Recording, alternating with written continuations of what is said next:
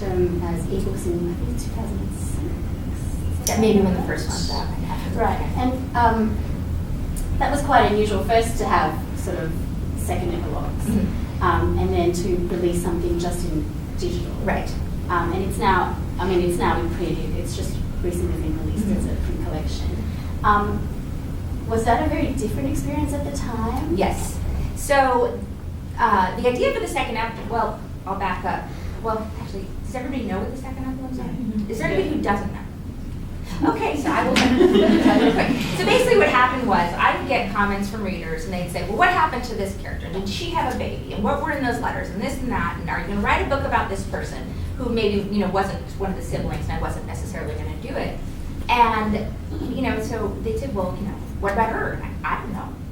And the reader would look at me and be like, what do you mean you don't know? I said, well, I don't know. How can you not know she has a baby? I don't know. And the truth is, if I don't have to bring those characters back as secondary characters in another novel, I don't honestly think about what happens to them afterward. I know.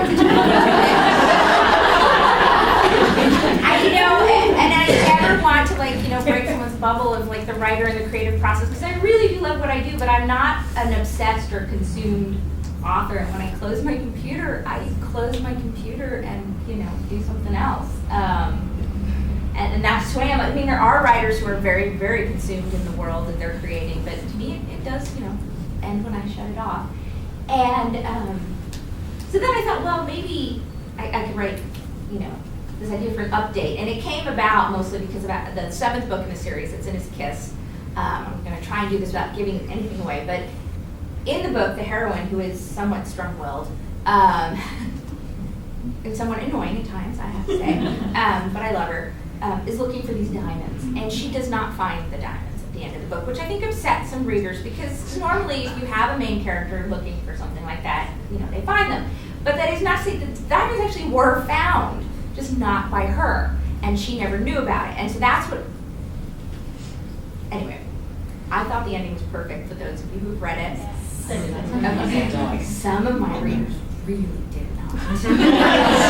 I really got it from some readers who were so mad at her behalf. And I thought, again, I can't really tell you because the ending was, I love that. And I was like, no, this is perfect. This is exactly what should happen. But some people were really upset. And so then I thought, well, I sort of owe it to Hyacinth, the heroine, to eventually let her find the diamond. So I wrote a 35 page story. And I pitched it to my publisher as a second epilogue, and I said that are those the romance novels? Yeah. Yeah. Are those the ones that have been pictures of them all? Yeah. That is sorry. There have been stories all over the web about her. Stand up and show everyone. Now I want to know what size of She is. I made an assignment last semester for uni. These are my shoes, they're covered in romance novels. And they went on Smart Bitches Trashy Books. No, but they went elsewhere. They went viral. I think I put a picture of them up on my website. Your books are up here. This is so cool. Some Small Kisses because I really loved the cover. And I decided that it's coming out this year, so I just wanted to look at it. Very clever. Oh my goodness. All right, I'll get a closer look at it. I'm so distracted. Are those famous? I had no idea they were Australian. I just sort of saw them. Sydney. I've been sitting here looking at me. I've read it. They're really cool. Okay, so backing up, where was I? So the second epilogue. And I pitched it in my publishing group, and they weren't really sure what it was all about, but and I found that it was really fun for me for a number of reasons. And I found that, I don't want to write something else right now. I really like writing Regency historicals, and I like the setting, and I like writing romance. But I've written quite a few of them, and I want to make sure that I don't get bored. Because if I get bored, you're going to get bored. It's going to show through. It just will. And so what I found is that if I'm not prepared to change up what I'm writing, the best way is to change up how I write it. And so that's why I've done some collaborations with Eloisa James and Connie Brockway. And what I found with the second epilogues, the first one I wrote, I realized not only was it much shorter than anything I'd done, but it was the first thing I'd written where the story wasn't a traditional courtship arc. because the hero and heroine had been married 20 years. They were in love. It was different. It was just, and it was really quite freeing in some ways to be able to remain in this world I created to do something quite different. And so that's one reason I very much enjoy doing the second epilogues. I wrote one in the first person, which I've never done before, and which I don't know that I would be able to do for a full novel, but it was great. And so my original plan was to write all 8 of them, put them in a book, and publish it and I thought it'd come out in mass market, and it would be shorter than a regular book, so it'd be cheaper, whatever. But nothing like that had ever been done, and nobody really kind of understood what to do with it. And so finally I said, you know what, I'll publish them myself as 99-cent downloads, because Stephen King had done it.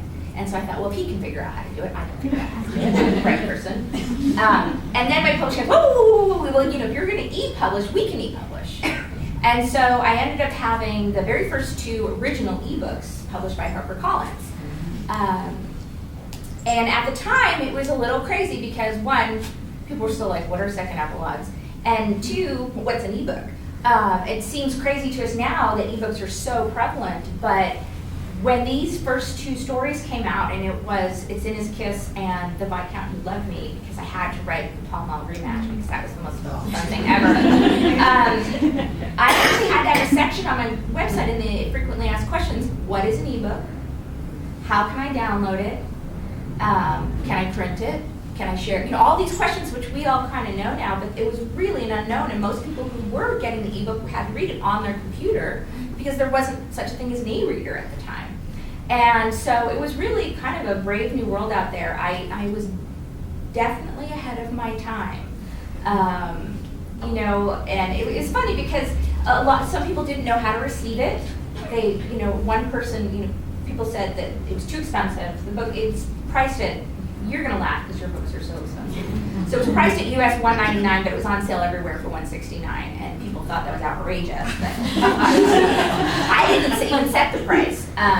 But because there was at least one other author in the world who had written something of a similar length and put it on her website for free, then I was really evil and mercenary. Not everyone. A lot of people were just like, "Come on, it's cheaper than a coffee," So, but it was funny because another person figured out per word how much I was charging. I'm not kidding. Compared it to a novel or to a novella that because there were a few ebooks. I think Alora's Cave was out. They do erotica. It was really kind of a bizarre moment for me to see the interaction. And I give you the funny examples. Most people were really quite happy about it. I remember reading that and thinking, if you spoil this for the rest of us, I'm going to be really annoyed. At the people who are calculating the per page. Yeah. I'm like, we just want the epilogues now. And the thing that was nice about it was it enabled me to release them as I wrote them and fairly quickly rather than waiting for all 8. And it did end up taking a while for me to get to all 8. And so that's why, we only managed to release them this year because it took me time to get to it all. But the plan always was to collect them into a single volume and publish them as a paper collection. The one thing that was tricky though was that when we finally did the paper collection, there were 2 stories left. Plus, I did write an original novella to go in it, and I really wanted to make sure that the people who had been buying the ebooks all along did not have to spend the full cover price and rebuy the ones they already bought. Some people wanted to because they wanted the paper or they wanted the collection. So we did have a special e-bundle of just all the new material, and it was only on sale for about a month. And I'll be honest with you, I think only 400 people downloaded it, so not that many people wanted it, but I worked really hard to make sure that was made available, because I didn't want people to have to spend extra money if they'd already bought it. So before we open it up to the audience, I wanted to do a fast interview. So Okay. I'll ask you a set of questions, and they only require 1 word, very, very short answers. So we'll do it in a quick 10 questions. And I have some water first. Okay. Ready? All right. Okay. Are you a plotter or a pantser? Neither. If you weren't a romance author, what would you be doing instead? Doctor. Name an author you have a crush on. Author? I have to admit, the first person who comes to mind is an author, and it's Jon Stewart, so I'm going to go with that. He's written books, yeah. Pirates or Dukes? Heroes with broadswords or long swords? I'm gonna pass on that. Have you ever written any of the following? Virgin heroine, Yes. virgin hero, I don't think so. hero with a swagger, Well, yeah. courtesan heroine, No. reformed rank, Yes. cross-dressing hero or heroine, Sort of. hero with chest hair. It's very important to some readers. Yeah, I guess. I mean, I don't specify that much. But A gambling hero, no, I don't think so. pirates, Yeah, but it didn't get published. with good teeth. Oh, of course. Well, he was a privateer. Okay. His started out, it was a totally different book, and then it wasn't going anywhere. So somewhere I have like a fun scene with Gareth being a privateer. But, Oh, so I was on the ball. yeah, you were. That was completely. But not Gregory. Okay. Oh, okay, sorry. Rip bodice, No. turgid manhood. Not described as such. Okay. Finish this sentence. It is a truth universally acknowledged. That a single man in possession of a fortune must be in want of a wife. Punctuated bizarrely. Yeah. Do you ever read the back of the book first? No. Shocks me. Romances end happily. What's your advice to readers who have been book shamed for their love of romance?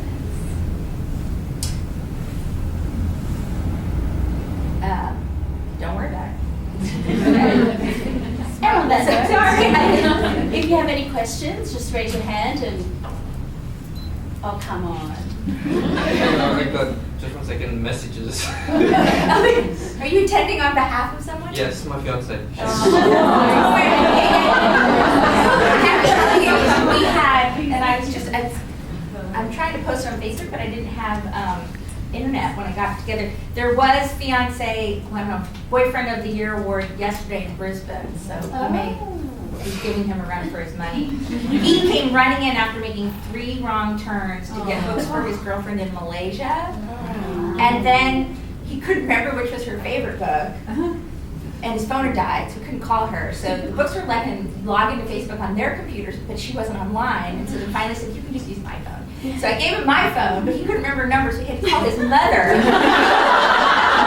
get the number, which it turned out he did remember, but he wasn't sure he remembered. So then he calls her up, and he didn't realize that it didn't matter if he called her or she called my phone, because I had a little bit of international time left. He says, call me right back on this number. I'm like, no, just... So he says, I'm standing here with Julia Quinn, and we hear, really funny, and so finally he's like, what's your favorite book? And so finally I went, oh, just give me the phone. So then I chatted with her. Very funny. So can you top that? I suppose on Sunday she came with a fever. I asked a month in advance for this day off. And then I think on Monday, car broke down, get it serviced today, so I woke up at 6 o'clock after pulling a 12-hour shift yesterday. Okay. Usually, but a weekend. Well, he did not come all the way from Malaysia. He was studying in Brisbane. Where do you get your inspiration from to write historical romance, and why that genre? Mostly because that's what I like to read. I mean, I think I read more widely now than I did when I started, but when I was starting to write, I think it's only natural that you would go with what you like to read. And I realized over the years that the historical and Regency in particular, it works well for my particular strengths as a writer. I really like to write dialogue.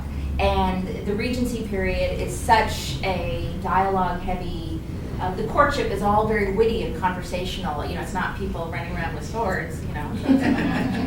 I know, that was a trick question. I couldn't think of a pun with dueling pistols. Yeah. And so I just sort of fell into it, and I like it. In terms of inspiration, I don't know. I mean, it's a question writers get all the time. Where do you get your ideas? And I've started just saying Poughkeepsie, which isn't so funny for you guys, but it's really funny in the States because it's just a goofy named city. I'm sure you've got something. Is it like Wagga Wagga or something? I don't even know where Wagga Wagga is. I just love looking at it on the map. Wagga Wagga. See, there's a problem. Well, it's a better joke than I thought. So yeah, I don't know. I just keep kind of hoping that I'll get one. Do you have a background in historical study of history? Well, in university, my major, or concentration as we called it, was in history of art, more specifically history of architecture. And when I did that, I had absolutely no intention of actually ever doing anything with it. I went to a university where there were no practical majors. I mean, so it's kind of nice because I can't do anything practical, so I'll just do something fun. So you couldn't study accounting or medicine or law or anything. That was all to be something that you would do after your undergraduate degree. And so I fell into that because I think at one point I thought, oh, maybe I'll be an architect, and so I was taking a design class, and part of the program was to do a history of architecture class, and I discovered I actually enjoyed that way more than the design class. And so I ended up just doing that because I thought it was a really interesting way to look at history, to sort of study the history through the built environment. And so there's that, but no, not really. And what's the most obscure historical fact that you received an email about? Do you receive emails? People telling you, oh, you got this from... Oh, well, I don't get the emails anymore because I actually had to pull my email address off my website. I used to have it, and I would answer every email, and then it just got to be so hard to do it. Because with an email, you sort of feel like you have to answer in a proper letter form, either a salutation and a closing and a thank you so much for your... And it would take a while, even though I would have some templates, because a lot of the questions get the same ones. But even with the cutting and pasting, it would just, I'd get so far behind, and I decided finally that I would rather not receive reader mail than not answer it. So I pulled that off. But no, I still hear about mistakes frequently. I don't know about most obscure, but I messed up tubas. I've had a tuba in a book, and it turns out tubas weren't around for another 15 years. So that was kind of a bummer, but I don't regret it because I thought it was really funny. I liked the tuba joke. Let's see. And actually, my total aside, but my brother-in-law's father was a trumpet player in a symphony orchestra for many, many years. He's now deaf in one ear because he sat next to the tuba. Isn't that amazing? It's sad, but that's amazing. The tuba, prolonged tuba exposure can do that too. Other random facts I have been called on. Well, have you been called on something that actually was correct, that the reader thought was incorrect? I have been called on that. One case we were actually discussing earlier. So in Everything in the Moon, I had used the term foot pound. It's foot hyphen pound, which is, now I can't remember my physics very well, so I can't remember if it was unit of force or work. It's one of those, and I also can't remember the difference between force and work, but I should really brush up on that if I'm ever going to have this conversation. And my copy editor, so the copy editor is the person who goes through your manuscript after your regular editor does it. And you never actually meet your copy editor. I've never actually spoken to one of my copy editors, but I have nicknames for them all. There's extraneous comma woman. There is word origin woman. That was this person. I like word origin woman because that's helpful. Extraneous comma woman is not so good. And then there's the person who hates commas, who actually pulls commas out, and then the person who doesn't like the past imperfect, so changes all my was's to have beens, and then there was the person who changed all my have beens to was's. So anyway, but I do like word origin women because she checks word origin, and it's good. And there actually are quite a few words that it honestly didn't even occur to me that you couldn't use, like backtrack. You can't use backtrack; it's a railroad term. I mean, but now it has entered it doesn't sound particularly modern. So things like that. So she called me on foot pound, saying that foot pound had not been in use until 1836, according to the Oxford English Dictionary. And the book said in 15 or something like that. And she changed it to horsepower, which I thought sounded way more modern than foot pound. But then she said she put in like 17 something probably for horsepower. So I changed it back. So I was like, you know what? Foot pound. But I have been called on a couple things from readers that I actually know were correct, and because there are a lot of sort of facts in the romance novel ether that have come about from other romance novels, and the occasionally they're not right. And so I did have somebody say, well, the son of a duke is always a Marquess, and it becomes this, and I wrote back, no, actually, that's not how it works. And I knew it was crazy because of the way she phrased it. I knew exactly which romance novel she had pulled this information from. And it's a novel I quite like, but that particular thing was wrong. And so I did not specify this in the letter, and I will not specify it out loud. But, yeah, so that's a little frustrating. But for the most part, if I get called on a fact, I'm usually wrong.